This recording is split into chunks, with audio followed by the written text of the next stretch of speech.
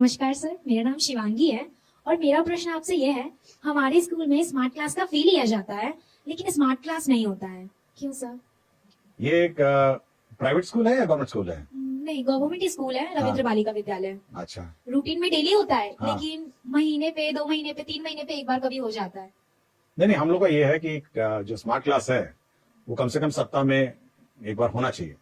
और अगर आपके स्कूल में नहीं है तो हम लोग इंश्योर करेंगे और हम लोग चेक करेंगे कि सभी स्कूल्स में स्मार्ट क्लास जो है वो सही रूप से चले और ऐसे अलग से ये मतलब खराब व्यवस्था नहीं हो, इसको सुधारने की कोशिश करेंगे। नमस्ते सर। स्कूल और कोचिंग का लोड थोड़ा ज्यादा हो जाता है। अगर हमें स्कूल में ही वैसी पढ़ाई मिल जाए तो हमें कोचिंग जाने की जरूरत ही ना पड़े। देखिए, ये मैं बहुत जगह देखता हूँ। मैं गर्दनी बाग हाई स्कूल गया था एक बार, गर्ल्स हाई स्कूल में। तो एक लड़की बेंच में सो गई थी, तो मैं ऐसे ही पूछा कि ये लड़की सो क्यों गई। तो उसके बगल वाले लड़कियों ने कहा कि सुबह 6 बजे से कोचिंग कर रही है और 9 बजे आई है और इतनी थक गई है कि क्लास में सो गई। ऐसा होता है ना। और फिर हमको लगता है कि थोड़ा ज्यादा हो जाता होगा, सुबह 6 बजे से या 7 बजे से कोचिंग करना, फिर स्कूल करना और शाम को फिर करना।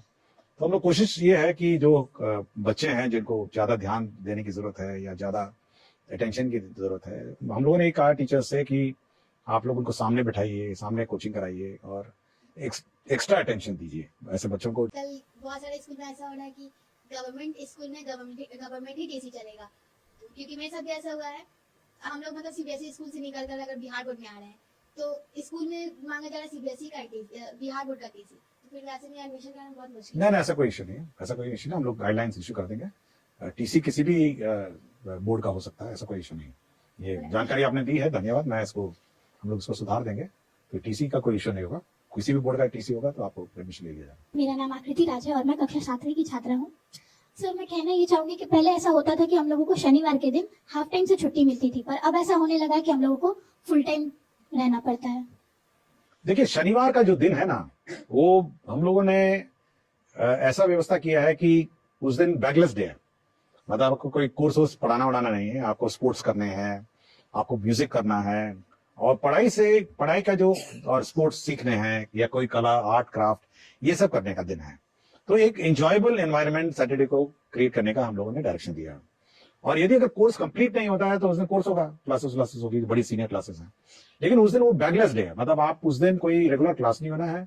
और मेरे ख्याल से आपको खुशी होना चाहिए कि बच्चों के साथ, अपने यार दोस्तों के साथ, आप फ्रेंड्स के साथ आप खेलेंगे, कुछ सीखेंगे, म्यूजिक सीखेंगे। हम लोग कोशिश कर रहे हैं सब जगह म्यूजिक इक्विपमेंट पहुंचाने का और स्पोर्ट्स का। तो उस दिन आप खेलेंगे, मतलब स्पोर्ट्स है, अन्य जो आर्ट एंड क्राफ्ट है और अन्य जो एंजॉयबल, जो आपको अच्छा लगे वो आप करेंगे। ये मेरे ख्याल से ये सैटरडे का है और मेरे ख्याल से आपको एंजॉय करना चाहिए सैटरडे को। मेरा कि एग्जाम के टाइम हम बच्चों को बहुत लोड हो जाता है और अन्य दिन तो टीचर लोग ध्यान ही नहीं देते, हम बच्चों पर ना पढ़ाते हैं।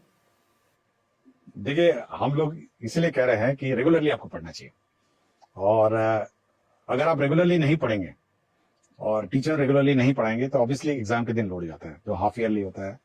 और हम लोग चाह रहे हैं कि कम से कम मंडे टेस्ट, हर मंडे टेस्ट हो और रेगुलरली आप पढ़िए। देखिए, मैं पहले भी कहा ना कि घर आके मैं पढ़ता था अपना किताबें, और अगर आप घर आके अपनी किताबें रिवाइज नहीं करेंगे, समय पे रिवाइज नहीं करेंगे, तो एग्जाम के दिन आपको बहुत लोड हो जाएगा, मतलब बहुत ही ज्यादा लोड हो जाएगा।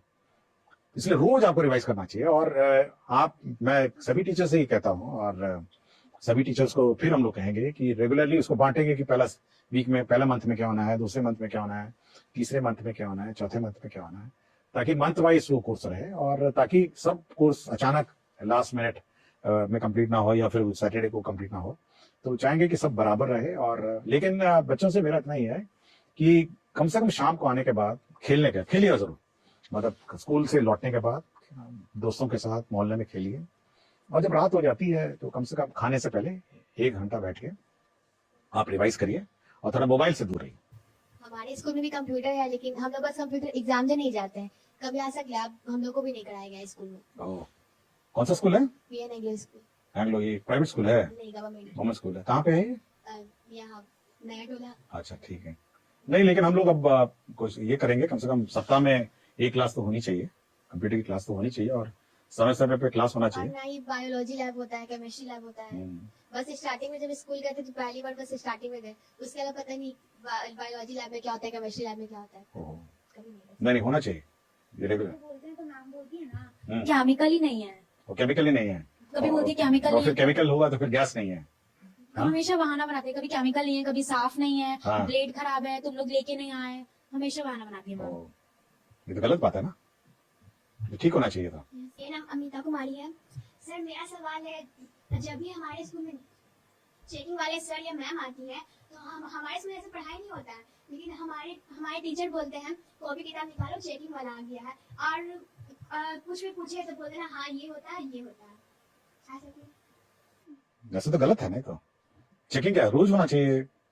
देखिए सबको अपने टीचर सबको अपने मोटिवेटेड होना चाहिए, अपने रिस्पॉन्सिबिलिटीज होनी चाहिए, और बच्चों को पढ़ाने का रिस्पॉन्सिबिलिटी टीचर का है, और चेकिंग हो नहीं हो उनको फर्क नहीं पड़ना चाहिए, बिल्कुल गलत है। और सभी टीचर्स को पढ़ाना चाहिए चाहे वो चेकिंग हो या नहीं हो। सर अगर कोई भी बच्चा स्पेशल चाइल्ड होता है तो उनका एडमिशन नहीं लिया जाता कोई भी स्कूल में, और अगर मतलब ले भी लिया जाए तो फिर हम बच्चों की तरह जैसे हम लोग पढ़ते हैं तो उसको अच्छे से तरीके से ट्रीट नहीं किया जाता है, तो उसके बारे में। देखिए हम लोग स्पेशल चाइल्ड के लिए हम लोग ने स्पेशल टीचर्स हम लोग रिक्रूट कर रहे हैं, नए टीचर्स आएंगे जो स्पेशल चाइल्ड को देखेंगे, और सभी स्पेशल चाइल्ड भी हम लोग के नॉर्मल स्कूल में ही एडमिशन होना है, उनको अलग से स्कूल नहीं चलाना है, और विशेषकर इन स्कूल्स में उनको देखभाल के लिए, क्योंकि उनकी अलग नीड्स भी हैं, और मैं बहुत सारे स्कूल में जाता हूँ जहाँ पे स्पेशल चाइल्ड्स को लोग बैठाते हैं, और हम कोशिश कर रहे हैं कि स्पेशल चाइल्ड को कम से कम ज्यादा ध्यान दिया जाए टीचर के द्वारा, और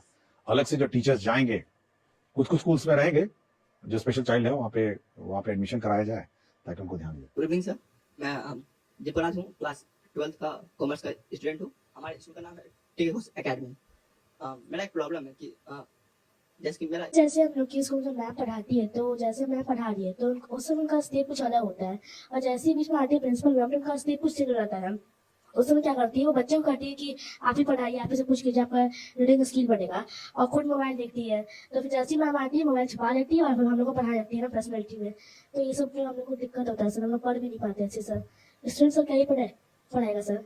नहीं, हम लोगों ने ये कहा है कि टीचर्स जब स्कूल में रहते हैं तो मोबाइल पे कम ध्यान दें, और जब क्लास चल रही है तो मोबाइल नहीं देखें, ये हम लोगों ने कहा है। तो ये बिल्कुल गलत है कि जब प्रिंसिपल आएगी तो मोबाइल छुपा लेंगी, और जब प्रिंसिपल चली जाएगी फिर मोबाइल पे, गलत है ये तो।